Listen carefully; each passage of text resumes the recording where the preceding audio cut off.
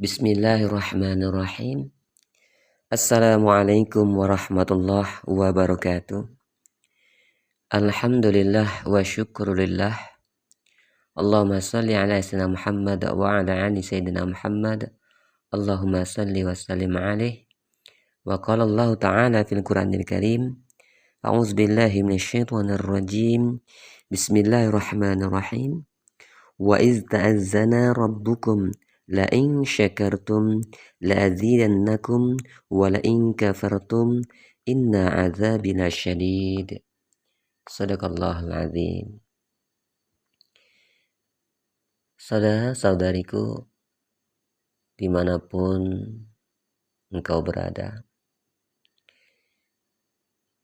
puji syukur kita hadirat Allah Subhanahu wa Ta'ala, segala puji baginya. Semoga kita berkah dalam ridha Allah Subhanahu wa Ta'ala, dalam kehidupan yang kita lakukan dan kita laksanakan, pertanggungjawaban kita sebagai hamba Allah Subhanahu wa Ta'ala. Semoga Allah berikan petunjuk hidayahnya terus pada kita sekalian, sehingga kita bisa menjalankan kewajiban kita, menjalankan ibadah kita, menjalankan sesuai dengan apa yang Allah inginkan menurut Al-Quran dan hadis Rasulullah SAW. Salawat beserta salam mari kita hadiahkan kepada junjungan kita Nabi besar Muhammad SAW. Allahumma salli ala sayyidina Muhammad wa ala ali sayyidina Muhammad. Semoga berkah Rasulullah SAW, ilmunya terus mengalir pada kita, sehingga kita ketika kita meniti pelajaran ilmu dan ibadah, kita tidak hanya mengambil hadis-hadis yang ringan-ringan saja. Kita tidak hanya membaca hadis tanpa mengkaji dan mempelajari sedalam-dalamnya. Semoga di dalam pembicaraan kita saat ini bermanfaat, dan mohon maaf apabila ada kesalahan tata cara menyampaikannya. Saudara-saudariku, para sahabat yang berbahagia, pada saat ini kita mendekati bulan Zulhijjah. Tentunya bulan dalam kategori bulan haram yang sangat banyak sekali di bulan-bulan tersebut ibadah yang dikerjakan oleh Rasulullah SAW, yang sunnahnya yang harus kita kerjakan dan harus kita ikuti. Kita lihat mendekati bulan Zulhijjah ini ada ibadah-ibadah yang disunahkan oleh Rasulullah SAW, yaitu yang paling besar salah satunya adalah ibadah kurban. Nah, ibadah kurban ini siapa yang harus berkurban? Dan dikatakan bahwasanya yang berkurban mempunyai ketetapan adalah muslim yang mampu. Kalau kita melihat daripada kalimat muslim yang mampu atau orang yang mampu, orang yang berkurban itu adalah orang yang mampu. Permasalahan saat ini adalah banyak sekali masyarakat muslim tidak mentelaah yang dikatakan mampu menurut agama Allah Subhanahu wa Ta'ala, yaitu agama Islam yang kita anut. Makanya banyak sekali orang yang terledor daripada pemahaman ilmu ini. Makanya banyak sekali orang-orang yang mengatakan dirinya tidak mampu. Padahal ketika kita mau menyelami dan memperdalam pemahaman mampu yang dimaksudkan oleh hadis Rasulullah SAW dan mampu yang disikapi oleh sahabat-sahabat Rasulullah SAW, yang diambil ilmu daripada mazhab-mazhab yang menjadi panutan-panutan kita, ini kesalahan terbesar pada kita yang tidak mau mempelajarinya. Makanya ketika kita mau menyelami lebih dalam, di sini dikatakan bahwasanya oleh Rasulullah SAW dalam bersabdanya, siapa yang meminta padahal dia punya sesuatu yang mencukupkannya, sesungguhnya dia sedang mengumpulkan api neraka. Lalu para sahabat bertanya, "Wahai Rasulullah, siapa yang mampu? Siapa yang cukup itu?"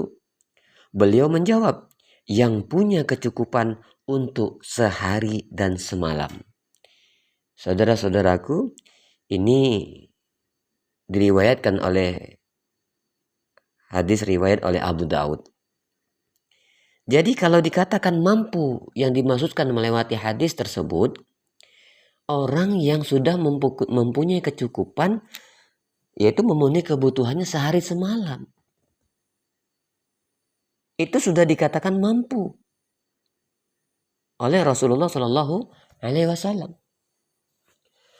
Nah, bagaimana kita mensikapi daripada ilmu yang diajarkan melewati mazhab-mazhab? Kita ambil dalam satu contoh yang diajarkan oleh pendapat mazhab Imam Hanafi, bahwasanya dari mazhab Imam Hanafiyah ini, orang yang dikatakan mampu, yaitu orang yang mempunyai uang lebih selama setahun itu, bisa terkumpul 20 dinar. Jadi arti 20 dinar yang berlebih di sini, uang yang tidak terpakai. Ya, kalau 1 dinar itu diartikan 1 juta, artinya 20 dinar adalah 20 juta. Kalau menurut Imam Mazhab Hanafiyah ini, orang yang sudah mempunyai uang lebih 20 juta, maka kalau kita ambil daripada Imam Hanafiyah ini, sudah wajib hukumnya untuk melakukan ibadah korban. Kita ambil daripada mazhab Malikiyah. Mazhab Malikiyah dan Hanafiyah ini hampir sama, namun mazhab Malikiyah ini orang-orang yang sudah menjadi kategori mampu untuk berkurban dan wajib untuk berkurban, itu yang mempunyai uang berlebih, yaitu dalam setahun 20 dinar sampai 30 dinar, artinya 20 juta sampai 30 juta. Maka kategorinya adalah wajib untuk berkurban. Jadi bagaimana sih yang dimaksudkan uang yang terkumpul, uang yang berlebih 20 juta, 30 juta? Ya. Uang yang berlebih di sini adalah uang yang tidak terpakai dari kebutuhan sehari-hari selama setahun. Ya. Kemudian bagaimana dengan mazhab yang kita anut kebanyakan masyarakat Muslim Indonesia? Dari mazhab Syafi'i. Dari mazhab Syafi'i ini lebih menonjol lagi bahwasanya orang yang mampu di sini yaitu orang yang mempunyai keuangan. Katakanlah keuangannya itu 6 juta, 7 juta. Maka ini dihitung daripada daripada terbenamnya matahari di malam Arafah. Maksudnya di malam hari raya. Jadi terbitnya matahari di hari Arafah sudah mulai terhitung.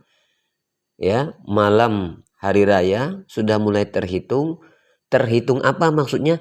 Terhitung keuangan yang wajib, yang harus berkurban, bukan wajib. Bagi Imam Syafi'i ini sunnah muakkadah, yaitu keharusan yang mendekati wajib. Maksudnya bagaimana? Karena hari raya kurban itu ada 4 hari. Hari kurban itu ada 4 hari, yaitu tanggal 10 Zulhijjah, tanggal 11, tanggal 12, sampai tanggal 13 Zulhijjah. Ini boleh untuk berkurban. Inilah hari-hari kurban. Maka ketika sudah terbitnya matahari di hari Arafah sampai malam hari raya kita mempunyai keuangan, misalkan kita mendapatkan rezeki 7 juta, maka dihitunglah setelah hari raya, di hari raya, hari kurban pertama, ya, dihitunglah kebutuhan sehari-harinya dia ya, istrinya, ya, kemudian anaknya, katakanlah anaknya ada 3, anaknya ada 2, ya, maka dihitung dari kebutuhan makan minum dan lain sebagainya, kita katakanlah 500.000 sehari. Maka 4 hari, kalau terhitung 4 hari kurban, maka 500 kali 4 adalah 2 juta. Sedangkan beliau mempunyai keuangan 7 juta. Artinya apabila 7 juta itu dikurang 2 juta daripada penghitungan tadi, 4 hari kurban tadi, maka masih bersisa uangnya 5 juta. Yang 5 juta itu untuk hari bulan ke depannya, makan minum untuk bulan ke depannya, maka di sini sudah terhitung harus berkurban. Inilah sunnah muakkadahnya. Sunnah muakkadnya sudah hadir, yaitu keharusan untuk berkurban. Kecuali yang dinafkahkannya anaknya banyak, istrinya lebih dari 1. Yang dinafkahkannya mungkin ada orang tuanya yang sudah uzur, mungkin juga ditambah dengan mertuanya, terhitung lagi dari anak-anak daripada para istrinya. Walaupun uangnya 10 juta, namun yang dinafkahkannya banyak sekali, maka tidak mendapati keharusan atau dikatakan mampu untuk berkurban. Jadi kaum muslimin wal muslimat, saudara-saudariku, para sahabat yang rahimakumullah, jadi kita perlu ketahui yang mana dikatakan mampu dan tidak mampu. Mampu menurut Rasulullah SAW, dia bisa memberikan makan minum sehari semalam. Mampu menurut kategori mazhab Hanafiyah dan mazhab Malikiyah, maka mempunyai uang sisa, uang yang tidak terpakai 20 juta sampai 30 juta.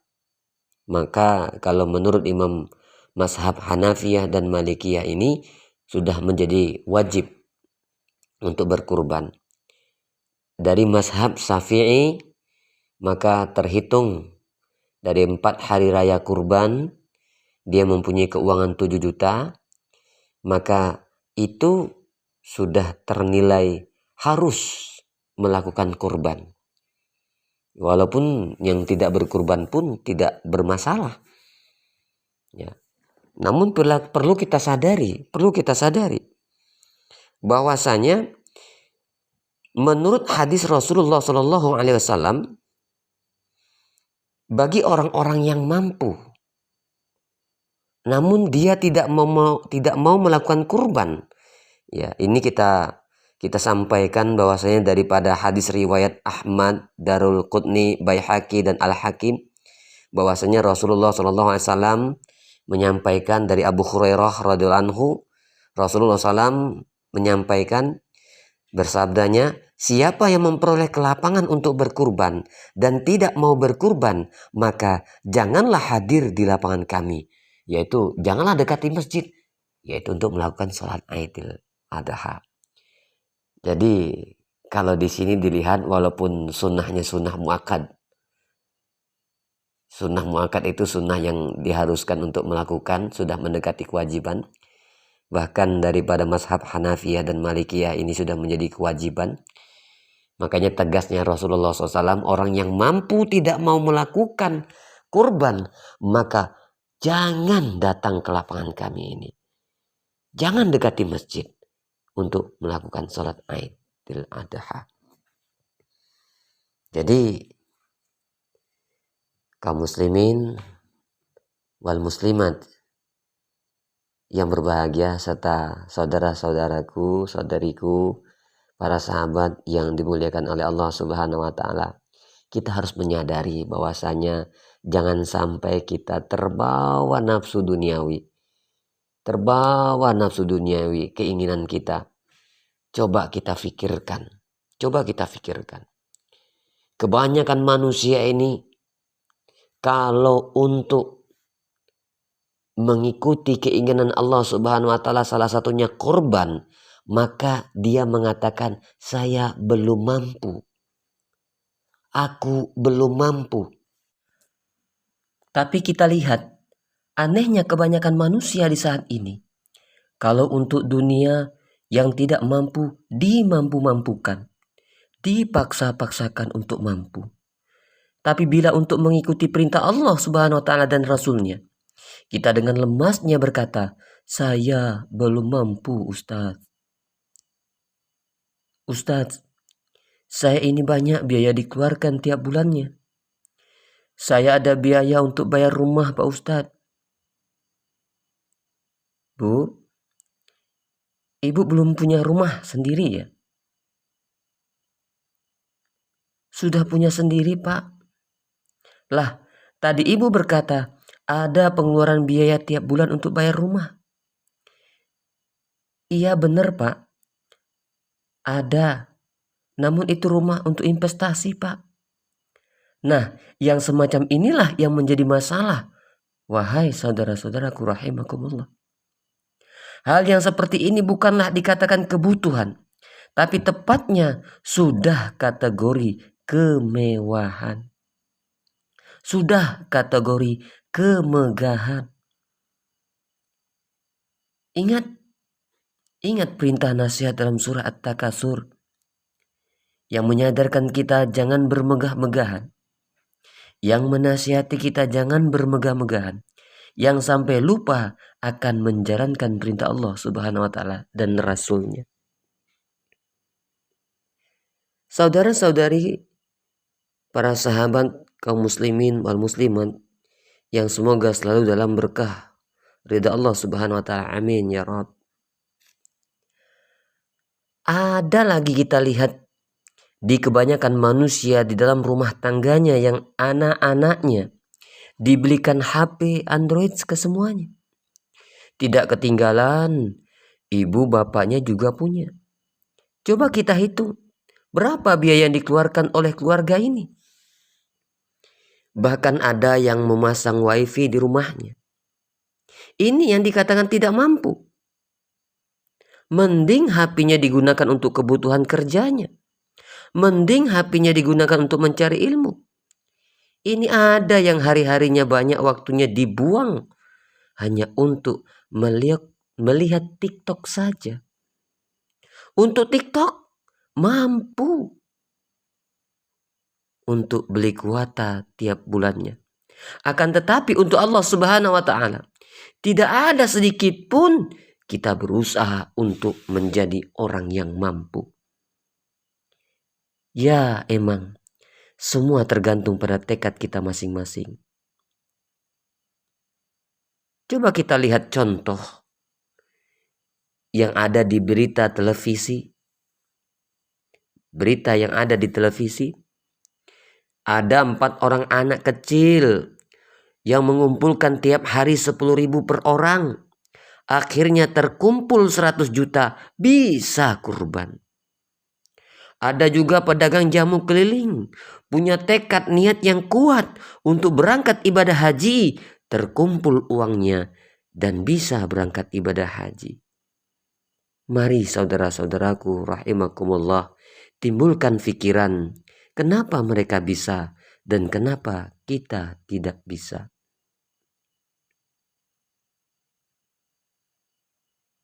Jadi cerita-cerita yang ada di atas seperti investasi dan lain sebagainya, itu adalah suatu kemegahan. Itu adalah memperluas harta yang mana itu sudah melewati cukup dan mampu. Lain halnya bila yang dinafkahkannya banyak, walaupun uangnya ada 10 juta. Namun kita lihat istrinya ada berapa? Istrinya lebih dari 1. Anaknya ada berapa? Anaknya mungkin di tiap-tiap istrinya ada anak-anaknya. Bahkan dia juga menanggung nafkah orang tuanya. Bahkan juga mungkin nafkah mertuanya.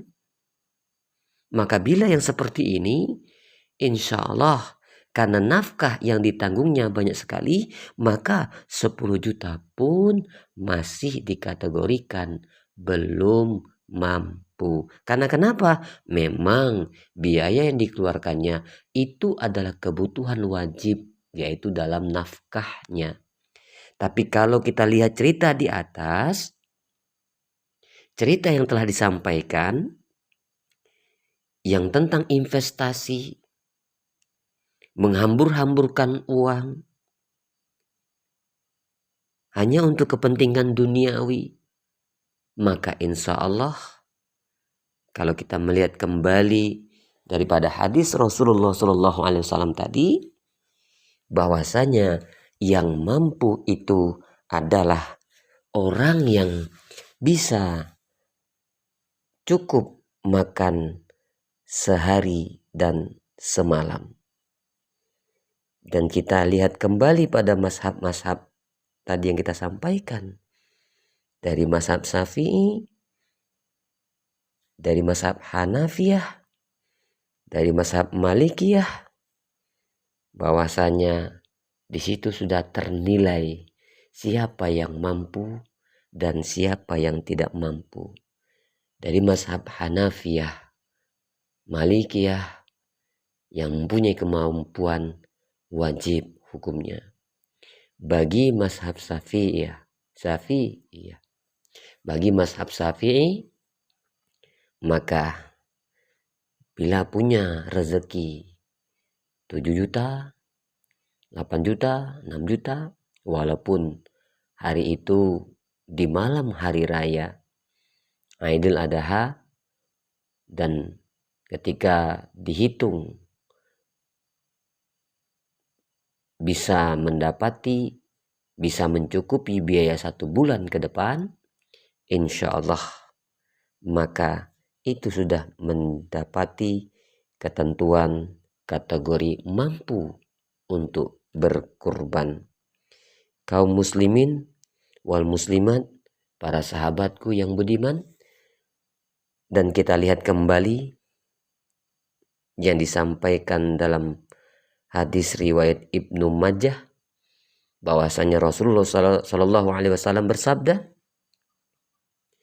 bahwasanya Rasulullah Shallallahu Alaihi Wasallam bersabda, tidak ada amalan yang dikerjakan anak Adam, tidak ada amalan yang dikerjakan anak Adam ketika hari raya kurban yang lebih dicintai oleh Allah Subhanahu wa Ta'ala Azza wa Jalla daripada mengalirkan darah. Sesungguhnya pada hari kiamat ia akan datang dengan tanduk-tanduknya, kuku-kukunya, dan bulu-bulunya. Sesungguhnya darah tersebut akan sampai kepada Allah Subhanahu wa Ta'ala sebelum jatuh ke atas tanah. Maka perbaguslah jiwa kalian dengannya. Ini disampaikan daripada hadis riwayat Ibnu Majah. Kaum muslimin wal muslimat rahimakumullah, dan akhir kata pesan saya, insya Allah mari kita bersama-sama mewujudkan sifat dan sikap mampu untuk menunaikan ibadah kurban, mengikuti perintah Allah Subhanahu wa Ta'ala dan Rasulnya, dan menurut hadis tadi, perbaguslah jiwamu. Artinya kita berkurban dan ambil kurban yang paling terbaik kembali. Setelah kita berkurban, buatlah akhlak kita menjadi lebih baik daripada sebelumnya. Sebagaimana Rasulullah SAW diutus ke muka bumi untuk menyempurnakan akhlak. Artinya ada kurban yang paling dahsyat lagi. Setelah kita berkurban, kita dipinta untuk perbagus jiwa kita, perbagus akhlak kita. Salah satunya membunuh, menyembelih sifat binatang, sifat setan yang ada dalam diri kita. Kita buang jauh-jauh, kita matikan, dan kita perbaiki dengan akhlak-akhlak yang mulia, akhlak-akhlak yang terpuji yang diajarkan oleh Allah Subhanahu wa taala melewati sifat dan sikap Rasulullah Shallallahu alaihi wasallam. Salah satunya untuk mendapatkan itu, mari kita menguatkan diri kita dengan melakukannya dengan salah satu pemahaman kurban yang terberat adalah kurban perasaan. Mari kita ubah perasaan kita dengan hawa nafsu yang membelenggu kita. Kita buang jauh-jauh, kita ubah amarah kita menjadi kasih dan sayang. Kita ubah kebencian kita menjadi welas kasih. Kita ubah segalanya yang brutal dalam diri kita, segalanya yang buruk pada diri kita, sifat kita, akhlak kita menjadi akhlakul karimah. Semoga apa yang disampaikan ini menjadi manfaat bagi kita semua. Ini nasihat terkhususkan pada saya pribadi, keluarga saya, dan umumnya bagi kita semua, khususnya umat muslim. Semoga bermanfaat. Akhirul kalam, mohon maaf atas segalanya, salah silap kata, pengucapan, penyampaian hadis-hadis, ada selip-selip kata yang terselip salah, dan lain sebagainya, mohon maaf dengan sesungguhnya. Akhirul kalam, billahi taufiq wal hidayah. Subhanallah wa bihamdihi, subhanakallahumma wa bihamdika, asyhadu an la ilaha illa anta, astaghfiruka wa atubu ilaih. Billahi taufiq wal hidayah. Wassalamualaikum warahmatullahi wabarakatuh.